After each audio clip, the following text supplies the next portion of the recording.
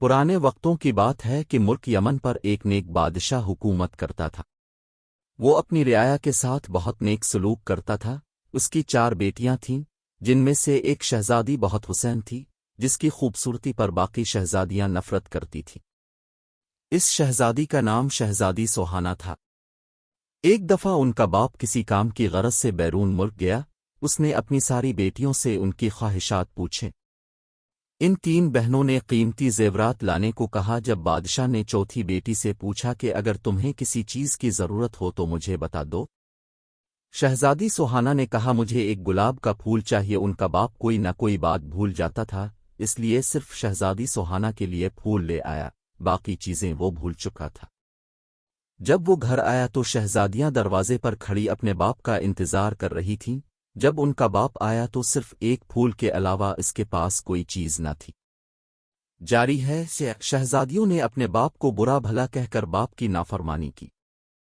شہزادی سوہانا کمرے میں جا کر رونے لگی۔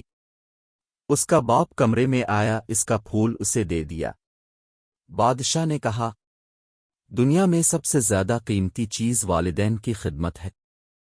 چنانچہ جب بادشاہ دوسری مرتبہ بیرون ملک گیا تو سب نے اپنی اپنی چیزیں لانے کے لیے کہا، مگر شہزادی سوہانا اس پر خاموش رہی۔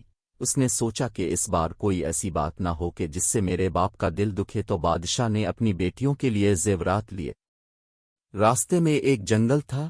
بادشاہ اس جنگل میں سے گزر رہا تھا تو اس نے درخت پر بیٹھے ایک چمگادڑ کو دیکھا۔ وہ چمگادڑ اصل میں ایک خوفناک جن تھا۔ اس نے بادشاہ کو قید کر لیا۔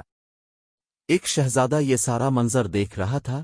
اس نے اپنی تیز دھار تلوار نکالی اور چمگادڑ کی گردن پر دے ماری۔ چمگادڑ اسی وقت مر گیا۔ شہزادہ بادشاہ کو محل لے گیا اور ان کی بیٹیوں کو سارا ماجرا سنا دیا۔ شہزادیاں اپنے باپ کے پاس آئیں اور اپنے باپ سے نافرمانی پر معافی مانگی۔ بادشاہ نے اس وقت اپنی ساری بیٹیوں میں سے سوہانا پر فخر محسوس کیا اور اپنی ساری بیٹیوں کو گلے لگا لیا۔ سب ہنسی خوشی رہنے لگے۔